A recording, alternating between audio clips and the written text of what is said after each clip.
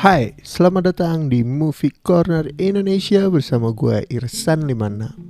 Di episode kali ini gue mau ngebahas tentang series dari Netflix yang berjudul The Queen's Gambit. The Queen's Gambit diangkat dari novel berjudul sama karya Walter Tevis. Berkisah tentang Beth Harmon yang diperankan oleh Anya Taylor-Joy, seorang atlet catur yang mengalami lika-liku kehidupan sejak usia kecil. Ia menyaksikan kematian ibunya saat dirinya masih belia. Nah, kematian ibunya ini membuat Beth jadi yatim piatu dan dia harus tinggal di panti asuhan. Nah, selama di panti asuhan nih, Beth banyak mendapatkan pelajaran dan pengalaman baru. Dari mulai pelajaran cara bersikap hingga pengetahuan umum di sekolah. Tapi di panti ini cukup aneh, soalnya anak-anak asuhnya tuh dikasih vitamin dan semacam obat penenang gitu. Ya kalau dipikir-pikir, anak-anak dikasih obat penenang supaya bocahnya gak banyak tingkah kali ya. Terus sampai suatu hari si Beth ini ngelihat janitor panti asuhan atau cleaning service panti asuhannya itu lagi main catur. Nah, dia bersikeras memaksa untuk minta diajarkan cara bermain catur. Akhirnya si Beth Harmon ini mulai mempelajari lebih dalam lagi permainan catur dan membuat dia terobsesi terhadap catur. Dia belajar banyak dalam waktu singkat hingga akhirnya dia bisa ngalahin si janitor. Terus akhirnya dia dikenalin ke tokoh-tokoh komunitas lokal gitu.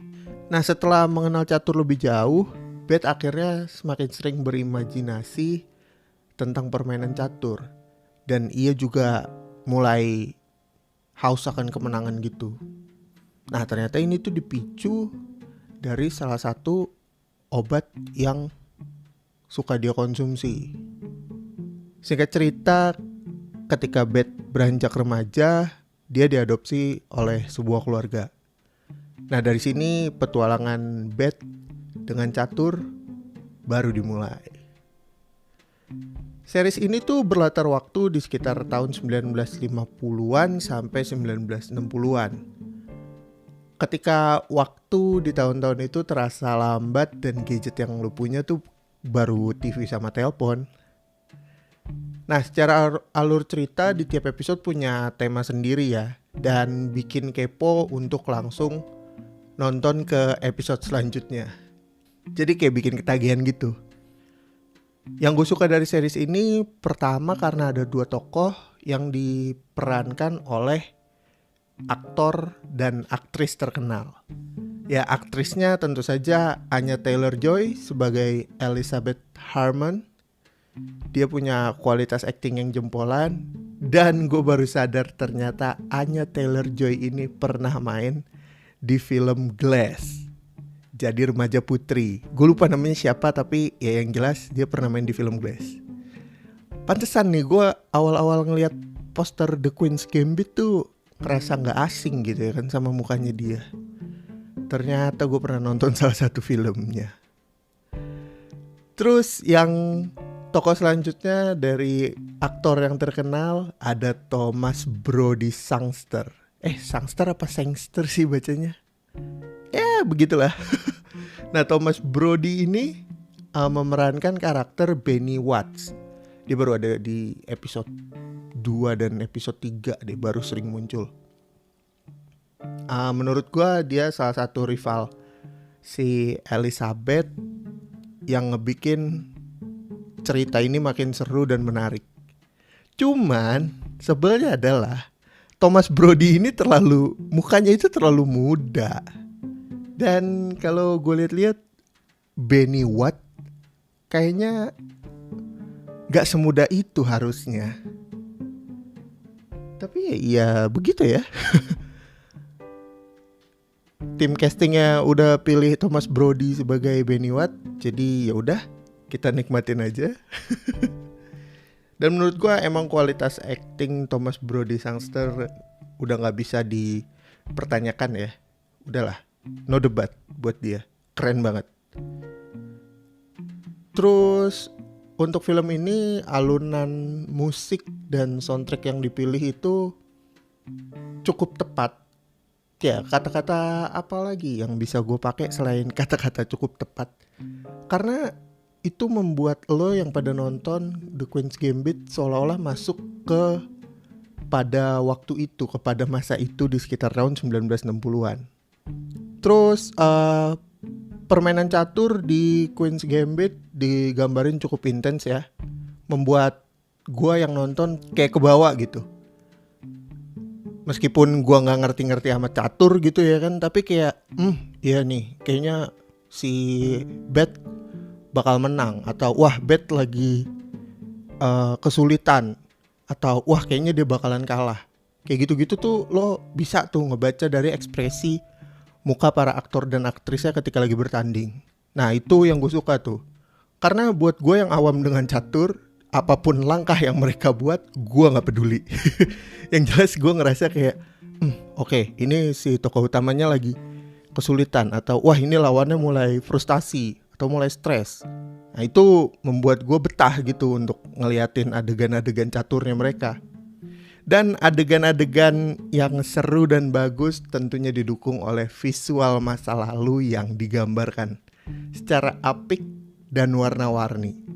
Properti jadul, wardrobe yang pas dipakai di series ini, juga ada CGI yang cukup rapi, membuat lo bakalan betah sih nikmatin tiap episodenya.